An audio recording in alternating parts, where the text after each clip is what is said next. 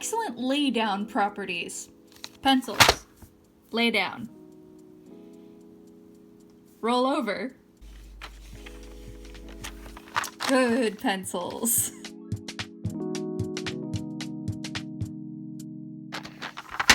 These woodless color pencils have been in my life for probably close to 2 decades. I don't know where they came from. They're the Koh-I-Noor Woodless color pencils. When I was a kid, I regarded these as literally the worst art supply in my entire arsenal. I would grab crazy art colored pencils before I would grab these.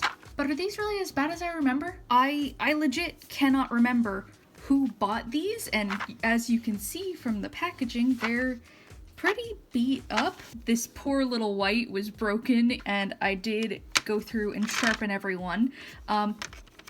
This one poor marker, I don't know, marker, wow. This one poor colored pencil, I don't know what happened to it. This is how I found it originally, and now it's a ridiculously long point. I remember this being the only color that I ever grabbed for and being super bummed when the bottom half broke off. And I think I just threw it out because I'm like, it's a little stub, I'm never going to be able to use it. So, a little mad at myself that I did that, because I could have gotten a pencil extender to be able to use it again. 24 vibrant, wow. 24 vibrant colors used for drawing, illustrating, and coloring. Excellent laydown properties. Pencils. Lay down. Roll over. Good pencils. Outlasts wood-cased pencils. I don't understand what they mean by outlasts.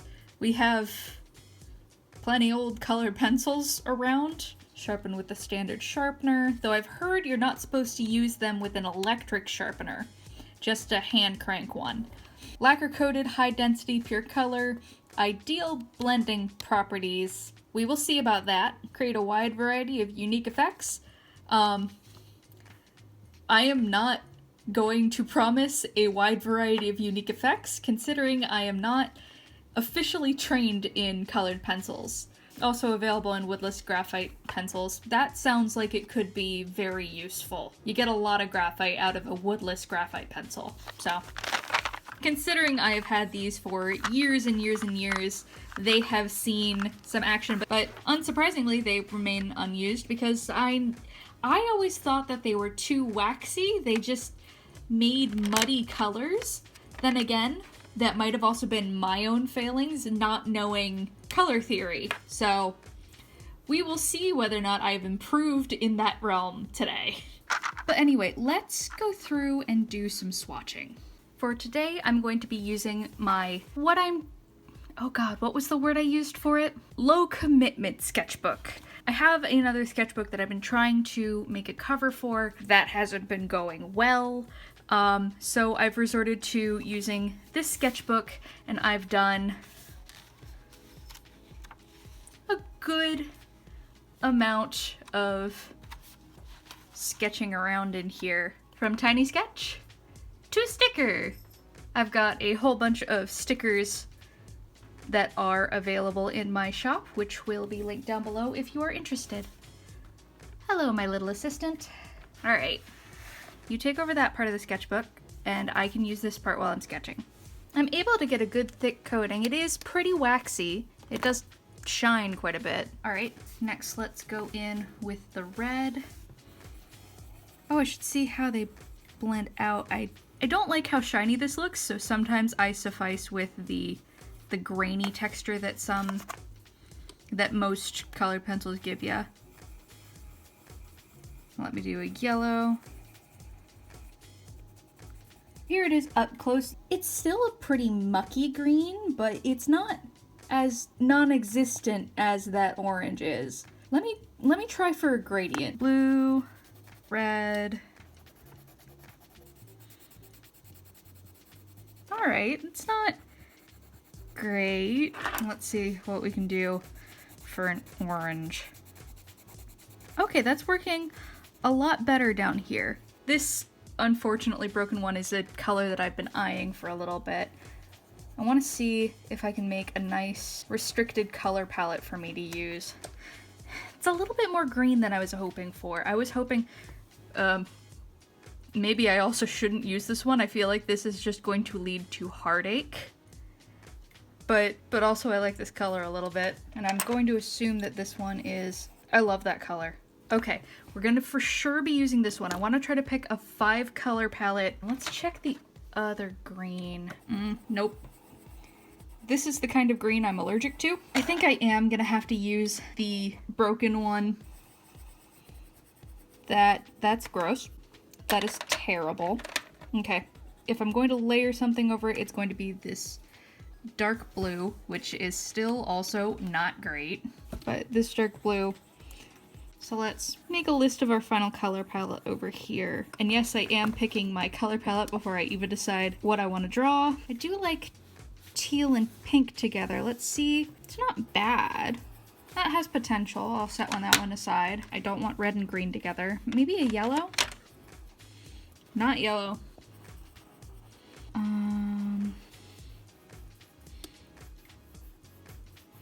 It might be a little weird, but this is our color palette. I've had a system recently where I do all of my unimportant sketching in blue pencil and then do all of my final piece sketching in red.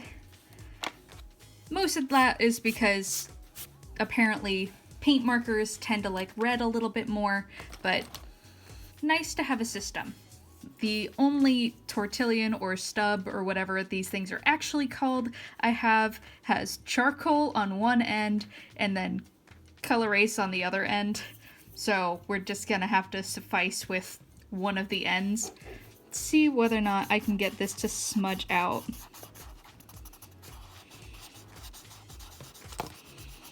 It's a little muddy, and also how much of it is just, yeah, that might actually just be from the color ace pencil that's still on it. Shoot. I don't know how to clean one of these things. If you have any suggestions, leave them in the comment below, but I guess I'm just not gonna use one of these today. That's unfortunate. Partially because he is sitting right here. The first thing that's coming to mind is a little kitty cat. I've also been drawing a lot of cats just as kind of like my warm-up. One of the warm-ups I did, I actually also turned into a sticker. I drew this little guy the other day and thought he was super cute, so maybe I'll lean towards a color pattern kind of like this. Alright, let's do some thumbnailing. Maybe we'll do like a little adventurer cat with one of those like safari hard hats on. And I'm thinking of a swampy background with some vines. Either I do a normal tail that's a little puffy, kind of like this, or I do a circle tail. Let's draw at least one more thumbnail. I don't know why my first thought is just make a sad cat or like a worried cat, but that's apparently the vibe today. Maybe this little guy's gonna be in a cave. Maybe if I go with the cave idea, I am gonna bring in the black or maybe the purple. Maybe we'll give him some adventuring shoes. I found a little doggy adventuring shoe in the snow the other day, and a tragedy. That poor dog had to walk home in all this snow. I think I'm feeling more with my first idea, so let's go with that one. Okay, wow, I just realized a really big part of the function of these things I didn't test. How's the white? It broke. Let me just break my hand trying to hold on to this thing. Yeah, that's bad. That's pretty bad. Yeah, this thing that looks eerily similar to a very, very poorly treated Apple Pencil is just going to stay right back in its box, never to hurt anyone again. Yeah, we're taping the edges. Definitely not so that way I have a slightly less large area to deal with and therefore less commitment. 100% just to So I have something to grab onto that isn't just going to be smeared in colored pencil. These will probably also be smeared in colored pencil. So let's start off with a log. Actually, I want it to just rise up. That's as centered as I think I can manage for the moment. All right, let's start on this kitty.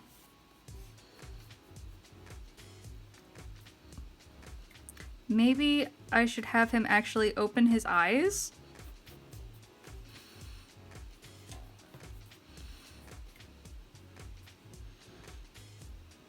I think I want him to open his eyes. I might need to bring out a white pen for this, because the only thing I don't like about using color erase pencil is I am not a light-handed person. The hat is a little high.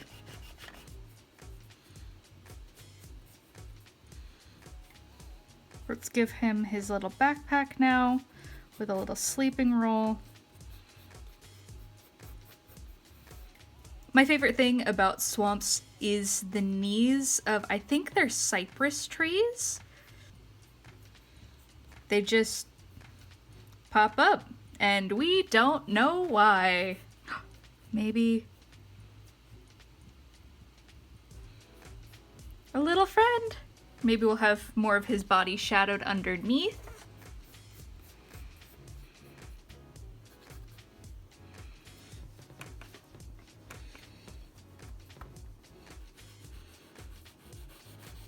I'm gonna try to do highlights first and then go in with the darker colors.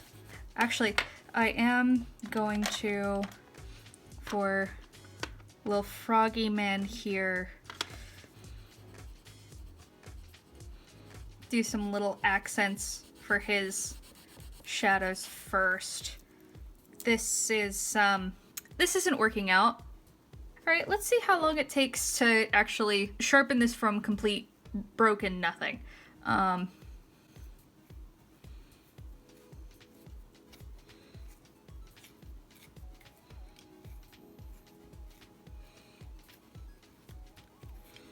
There's where it's at.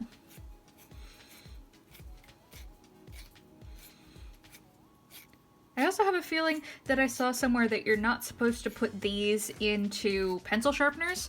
I'm pretty sure, like mechanical pencil sharpeners, because I'm pretty sure, oh wow, that's sharp. Okay. That also ate a good bit of it, but you know, you gotta do what you gotta do. The only thing I really hate about colored pencils is how the grain is very noticeable.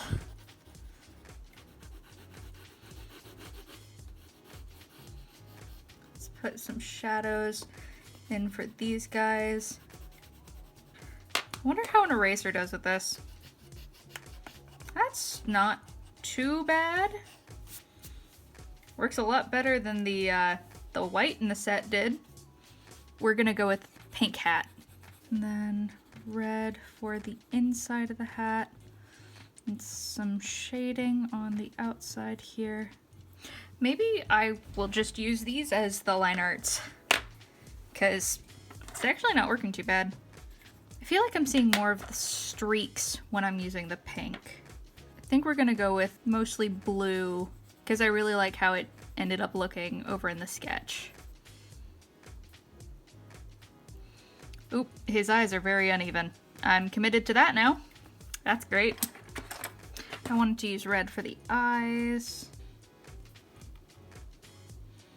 The eyes are very uneven, but that's just how it's gonna be apparently. Possibly getting a little ahead of myself there with the line arting, but you know, who would I be if I'm not getting ahead of myself?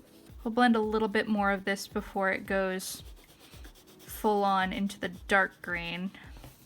And this might be a little weird for a person who's not very focused in colored pencils. And honestly, I could not tell you the last time I did a piece that was entirely done in colored pencil and not color erase pencils. To be fair, I was equally untrained when I was using these when I was a kid, and it looked horrible. And I will be honest, when it comes to colored pencils, I have little to no idea of what I am doing. I am simply going in with my best judgment. It's not the best. Maybe I'll bring in a lighter blue.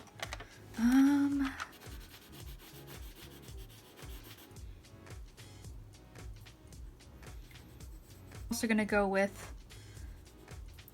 red for the booties and blue straps. Maybe that wasn't the best idea, but we'll have to differentiate that with some line art. I know I should be working on the background, but I really want to bring this boy all the way in now that I've started on him.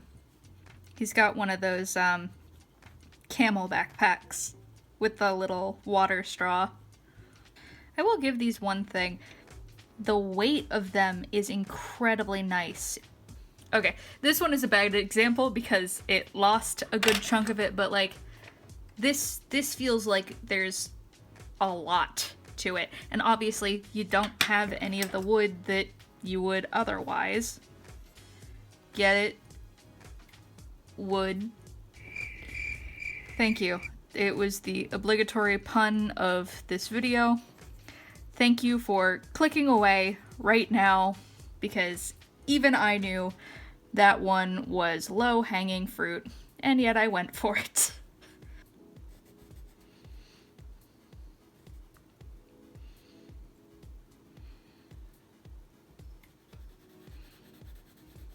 It's kind of my brand now to do really thick line art like this. This little guy is officially staying as an albino one. We're just hopping all over the place right now, huh? I need to pick a path, and I need to go down it. Now that I've finished him, I'm like, oh, it's done! You don't need to do anymore. Nope. Well, my hands are tired. That's the stage we are entering now. This is the one reason why I was never a big fan of colored pencils. It's just pressure. Is it still rewarding to watch the process of the background if the main character is already finished? Because I don't think, other than whiting out some of the eye parts and like erasing some minor details, I don't think I'm gonna do any more with Spot. So what are your thoughts on that? Do you usually save your main character, your sole focus for the end, so that way you have like the satisfaction of finishing them last, or do you save the background for last? If you're looking at these and thinking, is this just like a weird gimmick? Is this like actually useful? You do get like a good amount of pigment in these. I will put on the screen over here a video going through and swatching every single one. There are some of them that aren't the most pigmented thing in the world. Oh no, I meant to cross that over the other way. It's fine. I think the biggest con of these for me is they do break really easily. If you are unfortunate enough to drop your box, you are going to open it up to a very, very sad sight. Oh, let me catch you up on what I've done. I've started going in with black on the spaces between the trees, and now pretty much all I have left to do, my little assistant needs to stay over in his corner. Pretty much all I have left to do here is the dark blue on the trees and then the line art for all of that.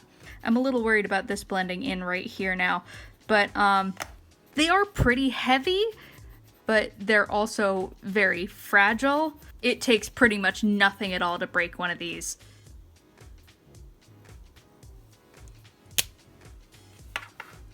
An old H pencil, just for comparison. Definitely takes more strength. Anyway, and considering I got them at a pretty young age, I'm going to bet that they're on the cheaper side of products. I will put the price up on screen now. Overall, these aren't as bad as I remembered them being. I did go through a little bit with a paper towel and smear some here because I don't have a working, or at least a clean tortillon or whatever they're called. And they at least build up on themselves really easily. I don't understand how he's comfortable like this. Just bobbing along with the art, huh, buddy? I surprisingly am not too mad. I remember these being horribly waxy, which honestly is not the case, and I'm very surprised. The colors are a little muddy, so I'm going to bet that the pigments aren't the best in these, but honestly, when you're going over them just the one color on its own, it's not bad. I might start grabbing at these for one color challenges now. I need to do some line art down on this one.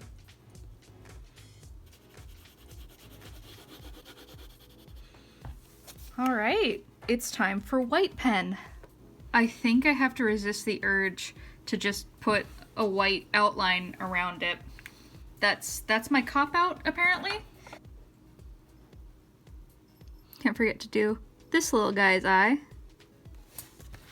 And let's do some cleanup. And now, of course, it is time to peel. And this area right here is exactly why I chose to tape it off, because that looks ugly. Oh no! You were almost so perfect. This one that has been coming up literally the entire time.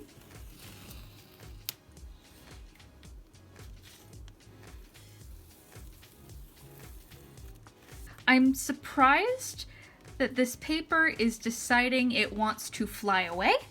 Last thing to add on, where do I want to put my signature? I think this is only something I started doing middle of 2020. I started like an official signature.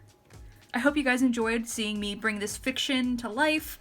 If you have any ideas of like cool backstory things or what's going through your head about what's going on in this illustration, I would love to hear them down below. I'm not quite sure the outro I've been using this whole time still feels very me. I'm trying to find something new. I still haven't found one that doesn't feel cringy, but if you'd feel so inclined, I have the links to my social media handles, my shop, and my commissions info down in the description.